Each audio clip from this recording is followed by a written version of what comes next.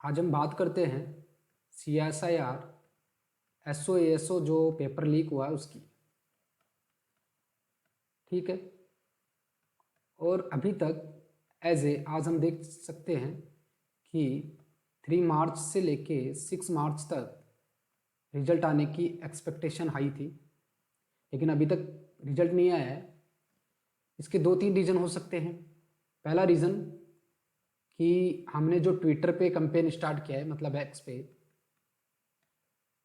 उसका असर, और या फिर कुछ स्क्रूटनी अभी चल रही है।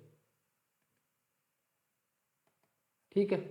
अब सबसे पहले कुछ चीज़ों के ऊपर बात कर लेते हैं। अभी फ़िलहाल जस्ट UPPSC में, जैसे यूपी कांस्टेबल की, ARO की जो एग्ज़ाम है होने वाली थी, ARO की, वो रद्द हो चुकी है। कांस्टेबल की हो गई है लेकिन दोबारा से होगी। और अभी रिसेंटली जो राजस्थान SI था 2021 का, उसमें जो ऑलरेडी SI बन चुके हैं पेपर लीक करवा के, उनको पकड़ा गया है। जिसमें जो टॉपर्स था नरेश बिश्नोई, जहाँ तक मुझे याद है, वो भी पकड़ा गया है। और उसके साथ में 14 और कैंडिडेट्स हैं। और उसके अलावा अभी तो लिस्ट आना बाकी है, कितने कैंडिडेट्स और पकड़े जाएंगे। अब अपने वाले मुद्दे पे आते हैं कि CSIR के हमें क्या करना है।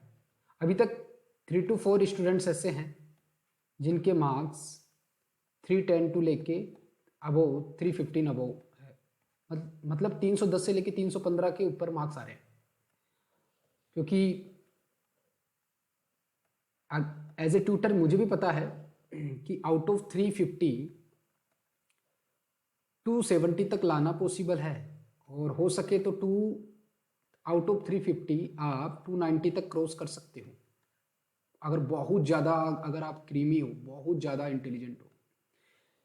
लाइक मान लीजिए कि आपने क्वांट और रीजनिंग की questions full out of full कर लिए, ठीक है, और आपकी GS GK में टाइम नहीं लगता इतना, तो डेफिनेटली आप 2 पेपर जो कि मैनेजमेंट और डिसीजन मेकिंग, ये 2 पेपर पूरी तरीके से नहीं कर पाओगे, क्योंकि इतना टाइम ही नहीं है, ये पॉसिबल ही नहीं है। ठीक है। तो 310 एंड 350 लाना पॉसिबल नहीं है। पहली चीज़ क्यों? क्योंकि कुछ क्वेश्चंस 5 to 7 क्वेश्चंस रॉन्ग है हर शिफ्ट में। ठीक है। मैं गलत हो सकता हूँ, मे बी 3 to 5 तो होंगे ही होंगे, लेकिन जैसे 11 फरवरी के पेपर में देख सकता हूँ मैं, तो उसके अकॉर्डिंग बता रहा हूँ। दूसरी चीज़ क्या है, क्या रीज़न है कि आपको टाइम का था वो काफ़ी कांस्टेंट था, और पेपर 2 थे, पेपर 1 एंड पेपर 2। ठीक है। पेपर 1 में प्रॉपर टाइम मिला था, लेकिन पेपर 2 में नहीं हुआ था।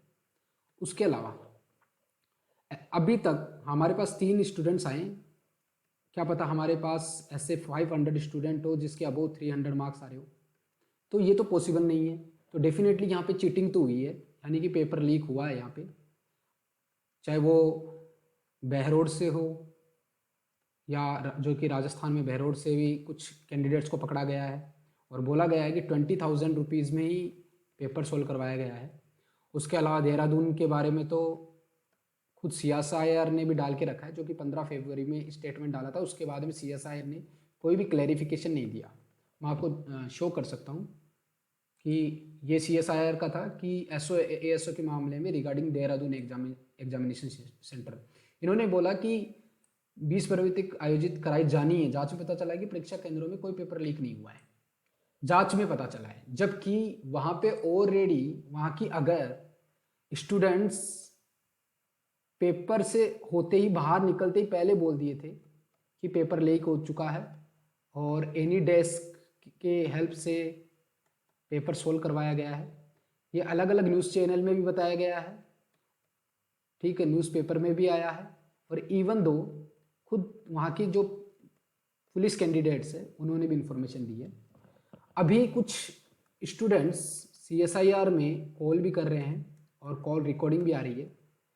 तो कॉल रिकॉर्डिंग में पता चल रहा है कि CSIR वाले एविडेंस मांग रहे हैं। इससे क्या पता चलता है? इससे ये पता चलता है कि क्या CSIR की इतनी भी, मतलब अपन, सीधी सी बात है, यहाँ पे उसकी कैपेसिटी के ऊपर ही क्वेश्चन रेज करेंगे। यहाँ पे क्या इतनी भी कैपेसिटी नहीं है कि एक निष्पक्ष जांच हो, कम से कम इन्वेस्टिगेशन खुद से ना हो और बच्चों से एविडेंस मांगा जा रहा है, यानी कि वो इस बात को मान लिए कि पेपर तो लीक हुआ है। तो पेपर लीक हुआ है तो हमारे पास कुछ एविडेंस है, सबके पास होंगे, न्यूज़पेपर कटिंग्स है, मार्क्स है, स्टूडेंट्स के मार्क्स है, इवन दो कुछ रिकॉर्डिंग्स भी आई है, ठीक। और कहीं कहीं पे तो ऐसे सेंटर मतलब चूज़ किए हैं जो मतलब जहाँ पे एकदम इन्वेस्टिगेशन के पैथेटिक सिचुएशन बन के रखी है। तो अब हमें क्या करना चाहिए, हमें दोबारा से ट्विटर के कैंपेन क्या करना चाहिए, स्टार्ट करना चाहिए, जिसमें hashtag CSIR SOASO paper leak लिखना चाहिए, पेपर लीक। और जितने भी पेपर कटिंग्स है या फिर मार्क्स है ये ऑलरेडी डाल चुके हैं, दोबारा से ये ट्रेंड होना चाहिए, ये ट्रेंड में ले आना हमें लाना होगा। तो एक काम करते हैं, कल 8 बजे, कल 8 तारीख है और सुबह 8 बजे से स्टार्ट करते हैं। ये ट्विटर पे जाके सभी लोग टैग करो, जितने भी यूट्यूबर है और जितने भी चैनल्स हैं जिन्होंने पेपर लीक पे वीडियो ऑलरेडी बना चुके हैं मेरे से पहले, और मैं सब यही देख रहा था कि रिजल्ट आ रहा है या नहीं आ रहा है, और अब ये कंफर्म हो ही जा रहा है, पहले भी कंफर्म ही था, अब ये कंफर्म हो जा रहा है कि हमें आगे आके वॉइस रेज करनी होगी, अदरवाइज CSIR सोया हुआ है। समझ रहे हो? तो जितने भी कमेंट सेक्शन है उसमें हैशटैग डाल दो CSIR SOASO पेपर लीक, ठीक है, ये कमेंट सेक्शन में डाल दो। और सिर्फ मेरे ही नहीं, जितने भी यूट्यूबर हैं जो CSIR पे जो वीडियो बनाए हैं उनके भी कमेंट सेक्शन में डालो। साथ साथ जितने भी बड़े बड़े न्यूज़ चैनल हैं, जैसे आज तक हुआ, ABP न्यूज़ हुआ, या फिर कुछ काफ़ी फेमस है न्यूज़ चैनल्स, उन पे भी जाके डालो और ट्विटर पे कैंपेन करो, डेफिनेटली हमारी बात सुनी जाएगी और ये पे एग्ज़ाम कैंसिल होगी। एग्ज़ाम कैंसिल करवाना बहुत ज़रूरी है। मैं आपको बता दूं, जस्ट सोच लीजिए कि 500 स्टूडेंट्स भी है, या 500 छोड़िए 200 स्टूडेंट्स भी है जिनके अबव 300 मार्क्स आ रहे हैं, जो कि चिटिंग करके आई हैं।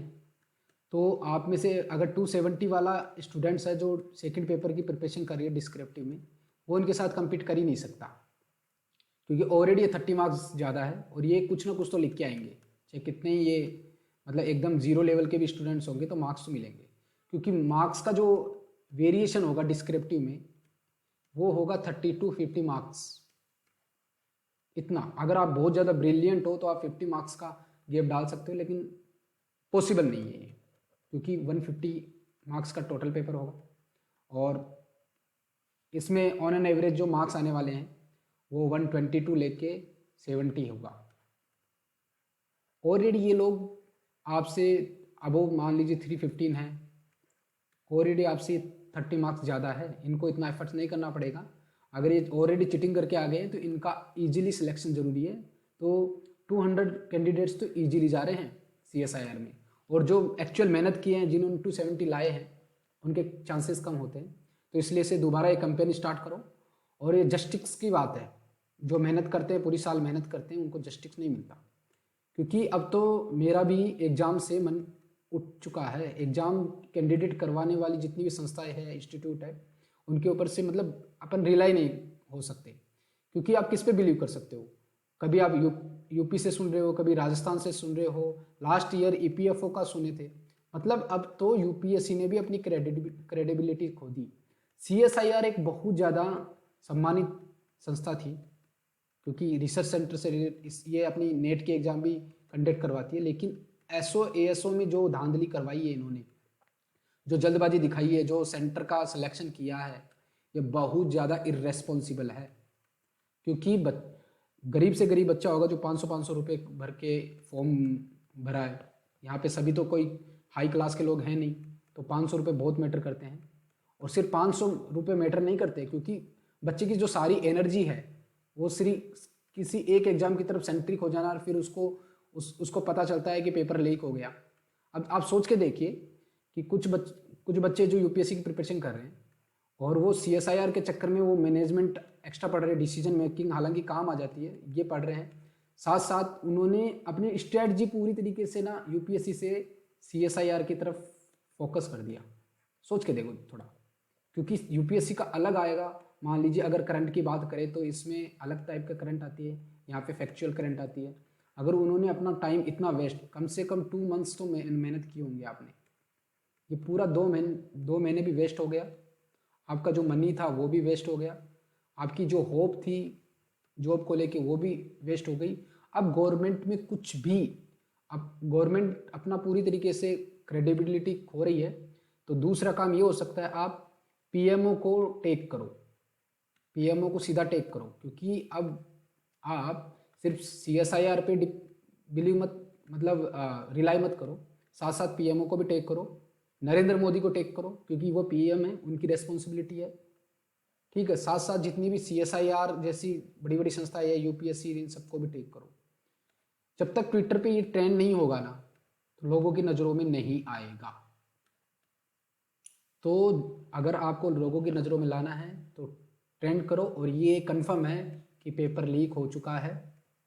और अभी ये मत सोच के बैठो कि हम एफर्ट्स मार के, मान लीजिए 280 भी मार्क्स लाएं बच्चे और वो सोच लेंगे हम एफर्ट्स मार के हमारा तो सिलेक्शन पक्का करवा ही लेंगे, पॉसिबल ही नहीं है। अगर ये पेपर लीक हुआ है, अगर 200 कैंडिडेट भी है तो पूरी, अगर 440 मान लेते अपन वैकेंसी है तो फिर तो 200 का ही गेम रह गया, और इसमें भी क्या पता आगे जाके धांधली हो जाए, ठीक है।